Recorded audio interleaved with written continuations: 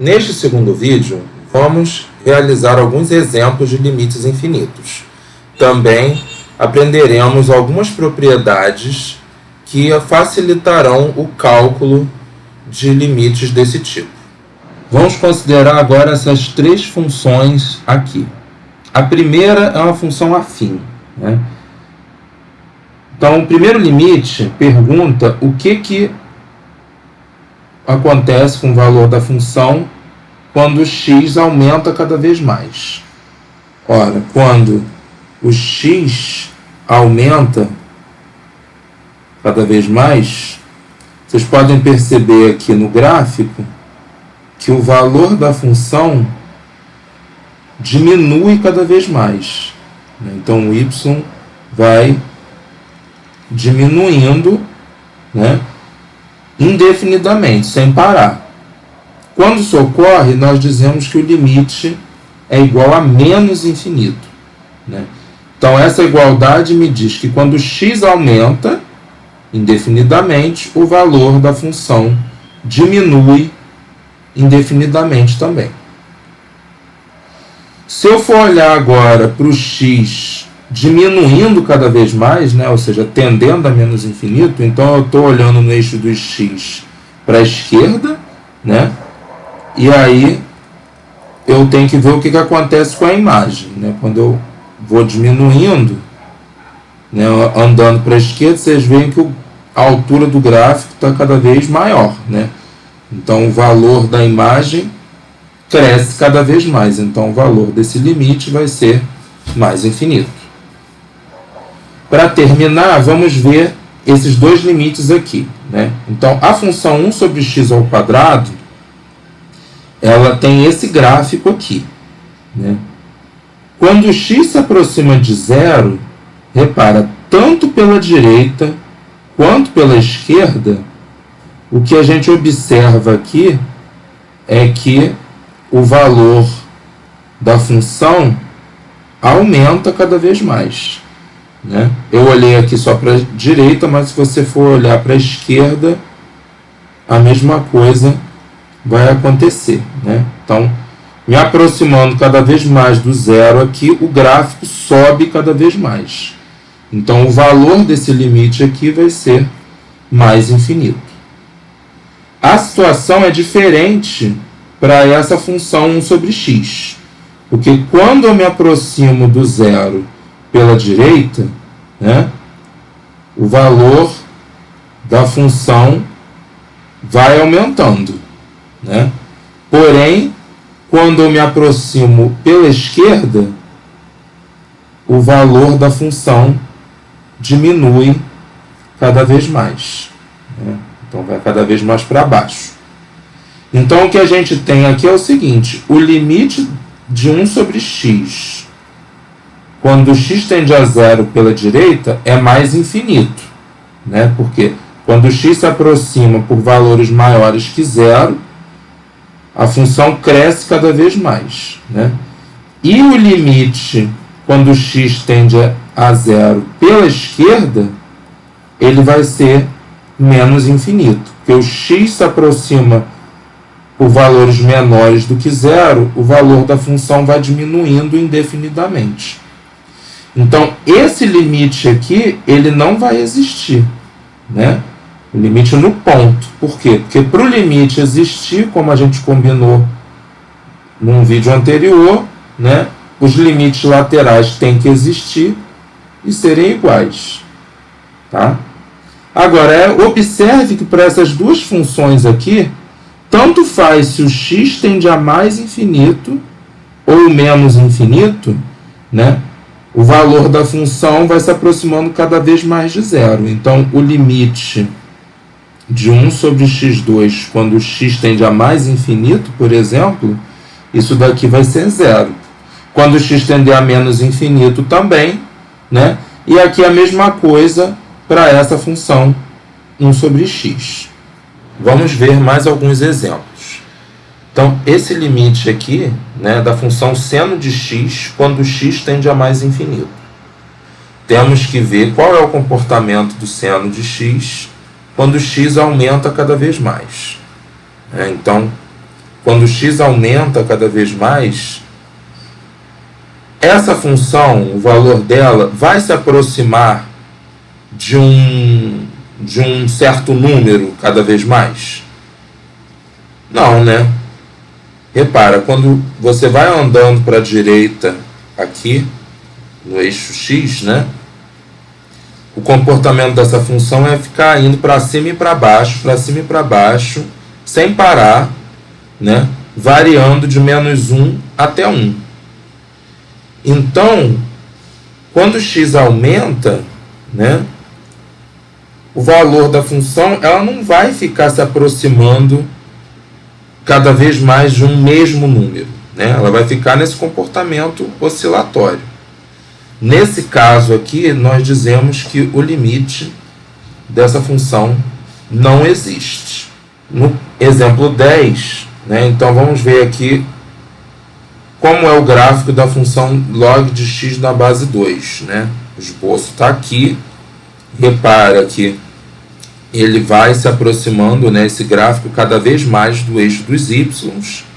Né, quando você vai se aproximando aqui, né, do x igual a 0 pela direita, né? E quando você faz isso, né, quando você toma valores de x cada vez mais próximos de 0, o valor da imagem, ó, ele vai ficando cada vez mais lá para baixo, né? Ou seja, o valor da função vai diminuindo cada vez mais. É exatamente isso que esse limite está perguntando. O que acontece com o valor dessa função quando o x se aproxima cada vez mais de 0 pela direita? Então, o valor da função diminui cada vez mais, então isso significa que o limite vai ser menos infinito. Aqui a gente já quer saber qual é o comportamento da função quando x aumenta cada vez mais, né? E aí a gente está vendo que o valor da função está aumentando também cada vez mais, né?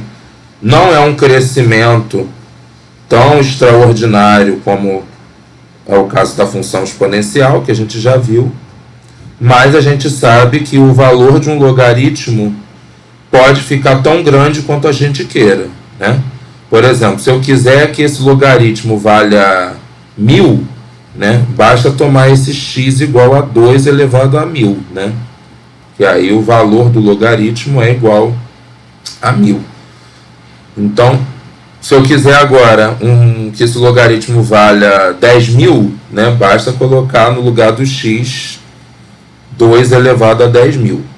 Né? Então, o logaritmo ele vai aumentando também muito conforme a gente aumenta o x. Então, esse limite vai ser mais infinito. E aqui, quando a gente coloca uma base menor do que 1 no logaritmo, aí o gráfico fica de uma função assim, né, que vai diminuindo, né, o valor conforme a gente aumenta o x. Né? E aqui eu estou perguntando qual é o comportamento da função quando o x se aproxima de 0 pela direita. Né? E aí vocês podem perceber que quando você vai se aproximando de 0 pela direita, o valor da função vai aumentando cada vez mais. Né? Então, esse limite vai ser igual a mais infinito. Vamos estudar agora algumas propriedades que vão nos ajudar no cálculo de limites que envolvem o infinito. Vamos começar com o caso da soma. Quando você tiver duas funções, né, e você quer calcular o limite da soma dessas funções. Vamos pensar o seguinte: digamos que você tenha muito dinheiro, que você tenha 1 bilhão de reais. Tá? E aí você somou com 700 reais. O resultado vai ser um valor muito grande também. Né? Então, imagina, se você tiver uma função cujo limite num ponto seja um número real b, certo? Esse número poderia fazer o papel desses 700 reais aqui. E A segunda função, a função g, o limite é mais infinito, ou seja, quando x tende a A, g de x tem um valor muito alto. Quando você soma esses dois valores, de f e de g, com x próximo de A, você vai estar somando um número muito grande com esse número aqui próximo desse bzinho, né, desse número real b. Então, o resultado vai ser muito grande. Então, esse limite vai ser igual a mais infinito. Agora, pensa o contrário, que você tem uma dívida de 1 bilhão de reais, né? E você somou 700 reais. Você continua com uma dívida enorme, né? Um saldo muito negativo, né? Então, mudando o sinal do infinito aqui, né, isso nos induz a imaginar que o valor desse limite da soma vai ser menos infinito. Agora, se você pega dois valores muito grandes e soma, o resultado vai ser um valor muito grande. Então, o limite da soma vai ser mais infinito quando o limite da f e o limite da g forem todos, né, os dois iguais a mais infinito. Se você tiver dívidas enormes, quando você soma, você vai ter uma dívida enorme também, né? Então, quando o limite do f e do g forem iguais a menos infinito, o resultado vai ser menos infinito. Já esse caso aqui, quando tem alternância no sinal, não podemos chegar a nenhuma conclusão, tá? Você pode ter uma dívida muito grande, mas conseguir um valor muito grande que faça com que você quite a dívida toda, né? Ou então, né, pode ser que a dívida seja grande, né, mas o que você ganha é maior ainda, muito maior, né, de forma que quando você quita, você fica com muito dinheiro, né? Então, essa é uma situação que vai ser explorada mais lá para frente, tá? Nos próximos vídeos. Agora, o que você não pode fazer de jeito nenhum aqui é dizer que isso dá zero, tá? Quando a gente olha que o primeiro dá mais infinito e o segundo menos infinito, a gente fica tentado a dizer que dá zero. Porque pensa que menos infinito vai ser o simétrico de mais infinito, né? E aí vai cortar e vai dar zero. Só que a gente tem que lembrar que infinito não é um número, né? Infinito, mais infinito, é um símbolo que a gente utiliza para dizer que quando x se aproxima de um determinado valor, o f de x cresce cada vez mais, tá bom? Então a gente tem que tomar muito cuidado com o que a gente escreve, né, para não cometer erro. Bom, agora nós vamos analisar as propriedades para o produto de funções e para o quociente. Vamos supor que a gente pegue um número muito grande, como por exemplo 1 milhão, e multiplique por um certo número positivo, né? O resultado vai ser um número muito grande. Ou seja, com esse raciocínio, imagina que eu estou com uma função f, que quando x tem valores muito próximos de A, o f assume valores muito grandes. E a função g se aproxima cada vez mais de um número positivo. Então, o que se espera é que esse produto vai ficar igual a um número muito grande quando x estiver perto de A. Portanto, esse limite do produto vai ser igual a mais infinito. Se você trocar o sinal do b, né, ele ficar negativo, né, o que vai acontecer com o produto é que ele vai ser um número negativo, né, pela regra de sinais, e vai ser um número que vai estar bem afastado da origem do lado da esquerda da reta, né? Ou seja, se isso aqui fosse simbolizasse uma dívida, seria uma dívida de 25 milhões, ou seja, uma dívida muito grande. Então, o que se espera nesse caso aqui é que o limite dê menos infinito. Essa terceira linha aqui, o resultado vai dar mais infinito, porque a ideia vai ser a mesma da primeira. Você está multiplicando um número que é muito grande, né, por outro que é positivo. Você só inverteu a ordem dos fatores. Então, da mesma forma, na quarta linha, é a mesma ideia da segunda, então a gente vai ter menos infinito. Se você pega dois números muito grandes, quando você multiplica, se espera ter um número muito grande. Então, o limite do produto, nesse caso, vai dar mais infinito. Se você tem um número muito negativo multiplicando por outro que está ficando também cada vez mais negativo, o resultado vai ser positivo e vai ser grande. E aqui, pela regra de sinais, você vai ter um número negativo muito à esquerda da reta, né? Muito à esquerda da origem, na reta real. Então, menos infinito. Agora vamos olhar para o quociente, né? O que acontece quando eu pego um número que está muito grande e divido, por exemplo, para um número positivo, né? Um número que está crescendo muito, dividindo por um número positivo. Bem, imagina só, eu tenho 1 trilhão e divido para 700. Né? Isso ainda é muita coisa, né? Então, esse limite aqui, nesse caso, vai dar mais infinito. E o da segunda linha, como a gente só mudou o sinal do denominador, menos infinito. Agora aqui a gente está alterando as coisas, né? Então agora o f que tende para um número b positivo e o g que está no denominador que tende para mais infinito. A situação aqui ela vai ser diferente, né? Não vai ser a mesma coisa, porque num quociente, quando você troca o numerador com o denominador, você muda o valor do número. Vamos imaginar então o seguinte, digamos que eu tenha 50 caixas de sorvete e eu quero dividir para 1 milhão de pessoas. Imagina, cada pessoa não vai ganhar quase nada, né? Vai ganhar muito próximo de zero. E é isso que vai acontecer, né? Quando você tiver um numerador tendendo para um número real positivo e o denominador estiver aumentando cada vez mais, o quociente vai tender a zero.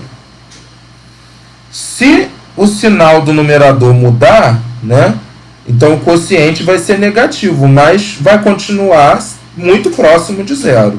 Né? Então, nesse caso aqui, o limite também vai ser igual a zero. Por fim, esses três casos aqui são casos que a gente chama de limites indeterminados.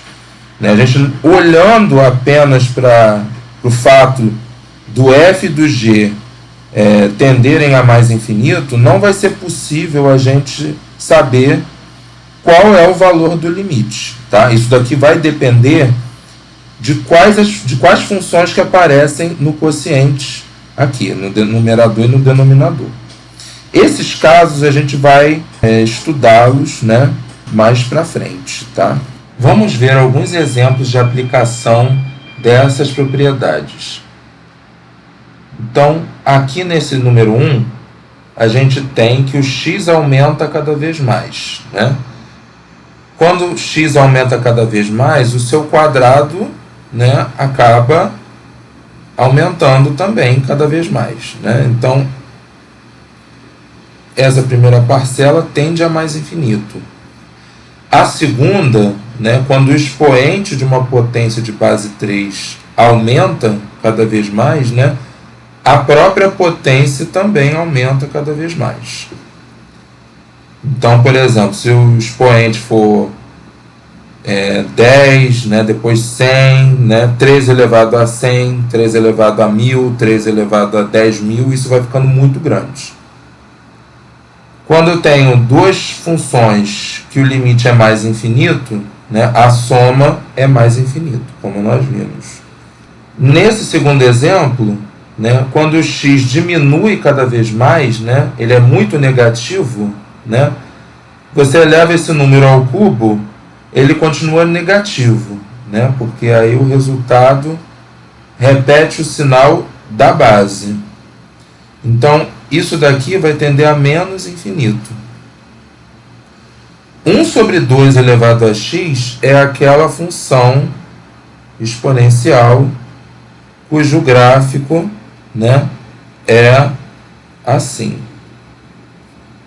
Então, quando o x, né, tende a menos infinito, o que a gente observa aqui é que o gráfico está subindo cada vez mais, né? Então, o valor dessa função, né, vai tender a mais infinito. Quando você multiplica duas funções em que a primeira tende a menos infinito e a segunda para mais infinito, como nós vimos, o limite vai ser menos infinito. No terceiro exemplo, quando você pega 4 elevado a x, né, 4 elevado a x é uma função exponencial crescente, né? Então, o gráfico é dessa forma. Quando você pega o x do expoente e faz ele tender a menos infinito, o comportamento do gráfico é ir se aproximando cada vez mais do eixo do x. Portanto, a altura dos pontos do gráfico vai se aproximando cada vez mais de zero. Então, isso aqui, quando o x tender a menos infinito, vai tender a zero. Isso vai tender a 2. Então, esse primeiro fator vai tender a 2, né? Porque 0 mais 2, 2. Já o segundo fator, quando x tende a menos infinito, né, é um número muito negativo, né? Quando você eleva ao quadrado, fica positivo e muito grande. Somado com 1, vai ser um número muito grande. Então, esse segundo fator vai tender a mais infinito. Quando você multiplica um número próximo de 2 por um que é muito grande, né, o resultado do produto, como a gente viu, vai tender a mais infinito. Esse último exemplo aqui, quando o x tende a mais infinito, esse numerador é exatamente aquela função que a gente viu no vídeo anterior, né? Daquele do capital de R$1 aplicado. A gente viu que essa função vai tender, né, a um número que a gente chamou de E, né, que é aproximadamente 2,71. O denominador, quando o x aumenta cada vez mais, ele vai tender a mais infinito, né, porque quando você eleva um número muito grande a 4, o resultado vai ser muito grande. E aí, quando você tem um quociente, né, em que o numerador tende para um número positivo e o denominador tende para infinito, o resultado desse limite vai ser zero, né? É exatamente esse caso aqui dessa tabela, né, da terceira linha. Tá? Então, o limite vai ser igual a zero.